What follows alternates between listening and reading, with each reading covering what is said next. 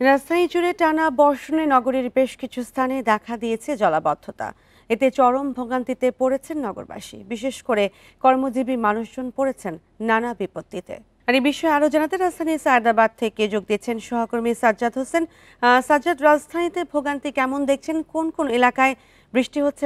এখন সড়কে জলাবদ্ধতা রয়েছে কিনা? বান্ডেল থাকলে প্রতি সেনমানিতে টাকা বাঁচবে। বিকাশ সেনমানি বান্ডেল কিনে জিতুন প্রতি লেনদেনে। আমি যদি একটু আপনাকে জানিয়ে রাখি, আমি কিন্তু এই মুহূর্তে রাজধানীর নিউ মার্কেট এলাকায় অবস্থান করছি। আর এখানের পরিস্থিতি যদি আপনাকে একটু বলি, এখানে কিন্তু সড়কে কিন্তু এই মুহূর্তে পানি জমে গেছে। নিউ মার্কেটের যে এলাকা, ঢাকা কলেজের যে বিপরীত পাশে নূরজাহান শপিং সেন্টার যেটা আছে, সেখানে কিন্তু বেশ জলাবদ্ধতা আমরা দেখতে পাচ্ছি। এবং এখানে যদি আপনাদের একটু দেখানোর চেষ্টা করি, এই কিছুক্ষণ আগে আধা ভারী প্রায় বেশ পরিমাণে বৃষ্টি হচ্ছে, যেটি সকালে গুড়ি গুড়ি ছিল। এখন কিন্তু বৃষ্টির সাথে সাথে এই সড়কের যেই পানির পরিমাণ সেটি কিন্তু বাড়ছে।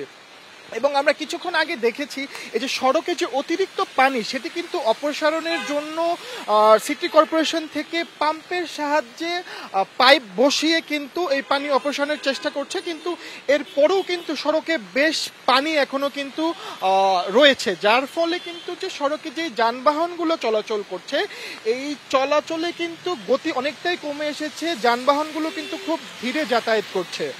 আমরা কয়েকজন পথচারীর সাথে কথা বলেছি, তারা যেটি আমাদের জানিয়েছে, এই যে হালকা বৃষ্টি হলেই যে জলাবদ্ধতার সৃষ্টি হয়, এটি নিয়ে কিন্তু তাদের কিন্তু বেশ ভোগান্তি পোহাতে হয়। বিশেষ করে যে শিক্ষা প্রতিষ্ঠানগামী পথচারী এবং যে কর্মস্থলে যারা গিয়েছেন, তারা কিন্তু সকাল থেকেই কর্মস্থলে পৌঁছাতে কিন্তু বেশ ভোগান্তি পোহাতে হয় তাদের। এই বৃষ্টির কারণে কিন্তু তারা দেখেছি অনেক ভিজে পর্যন্ত গিয়েছে। মোটরসাইকেলগামী এবং রিকশায় যে যাত্রীগুলো ছিল, সম্পূর্ণ ভিজে কিন্তু তারা কর্মস্থল এবং শিক্ষা প্রতিষ্ঠানগুলোতে গিয়েছে।